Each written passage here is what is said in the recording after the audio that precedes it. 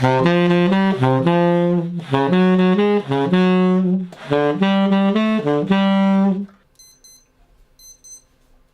the time for some time games.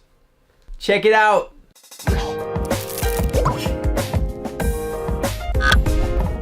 Hey everybody, Chris Guarino here from positivelyprogressing.com, coming at you today with another time game. I'll link some of my other time games below if you haven't checked those out already. Dotted quarter notes. We're working with dotted quarter notes today. I'm going to show you a time game that involves dotted quarter notes that's going to be a really cool sound that you can start hearing and developing into your improv. But first, you got to start with your hands, and you got to start with your counting, your mouth, your voice.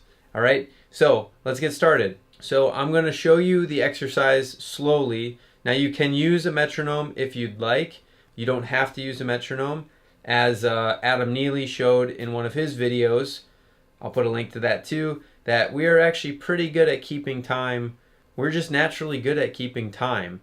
I won't explain the whole video right now. Check it out. It's well worth your time to check it out. That guy knows his stuff and he is awesome. He basically counts from 1 to 10 and shows that, you know, that you can count fast, you can count slow, but it's very even. And he shows it like on this, you know, basically on like a sound graph or something, whatever. Let's forget about Adam Neely for a second. All right, check that out later after this. So dotted quarter notes. For the first way I'm going to show you this, you're going to be counting out loud 1, 2, 3, 4, and you're going to be clapping the dotted quarter notes. Now, to start this, you may want to count the subdivisions as well, 1 and 2 and 3 and 4 and, because that'll help you clap on the right beats. So if we're doing dotted quarter notes, oh, before we start, if you'd like to write this out, it might also be a good thing for you to write it out to see where the claps happen and where the counting happens, where the beat is. I'll try to make something real quick, or I'll take a picture of it and put a graphic up. All right. Anyways, here we go. So I'm gonna do this slowly, and I'm gonna do the subdivisions first. So 1 and 2 and 3 and 4 and 1 and 2 and 3 and 4 and 1 and 2 and 3 and 4 and 1, and then it repeats. Check out the picture. Also write it out yourself. It will make a lot of sense, but I'm going to do it now without the subdivisions and a little bit faster tempo. So my hands are clapping dotted quarter notes. My voice is just counting the beats, the down beats. So here we go. 1, 2, 3, 4. 1, 2, 3, 4. 1, 2, 3, 4. 1, 2, 3, 4. 1. Back. Did the same thing I did last time. Stopped in the same place.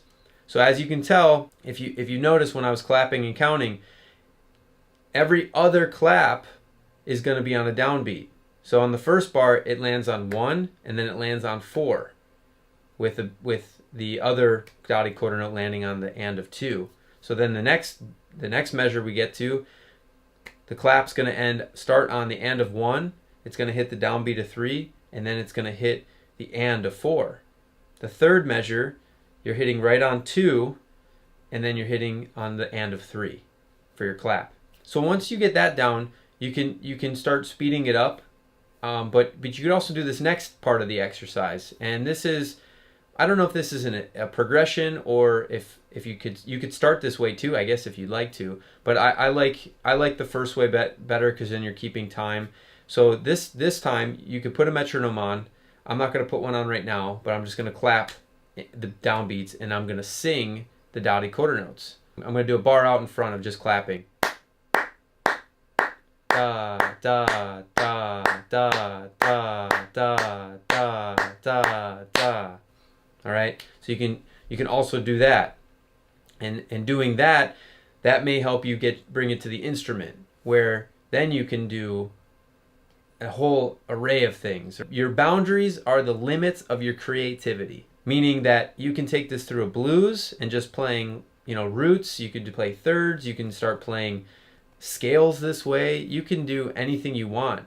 You can put it through all different types of tunes, rhythm changes, any standard you're learning, even modal tunes where you're just maybe hearing out different chord tones. You know, maybe you really want to hear what ninths and 11ths sound like over minor seventh chords. You know, you want to get that sound in your ear and you want to play this rhythm. This is one really cool time game that I think is very translatable into improvisation. So once you get all these time and rhythm and feel things down away from your instrument, then you can bring it onto your instrument, and it helps you really get into the pocket more and helps your groove, and the rhythm section will appreciate it so much more that you are so just in tune with, you know, time, and they're not just back there being your personal play along, right? You want to interact with these other people that you're playing with, and if they hear you do something like that, the drummer may pick up on it and kind of follow you, or someone else in the band may pick up on it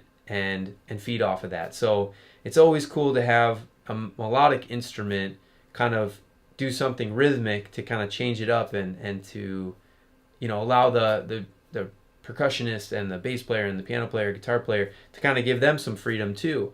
That's it for this week, and I hope you like it. Let me know if you have any comments below. Remember, always positive, always progressing.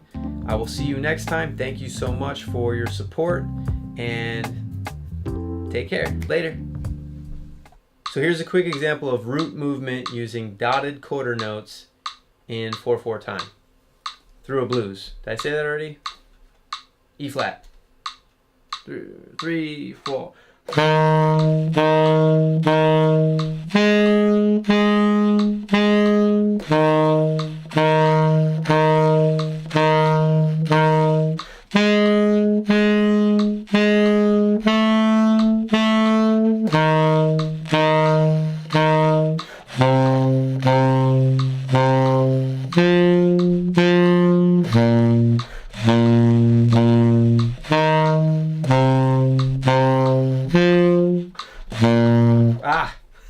Lost it at the end. This is not easy. This is not easy stuff. Let me try that last 4 bars again. 3, 4.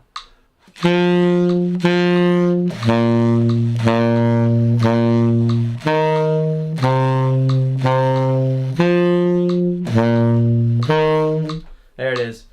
Whew. That is a brain workout.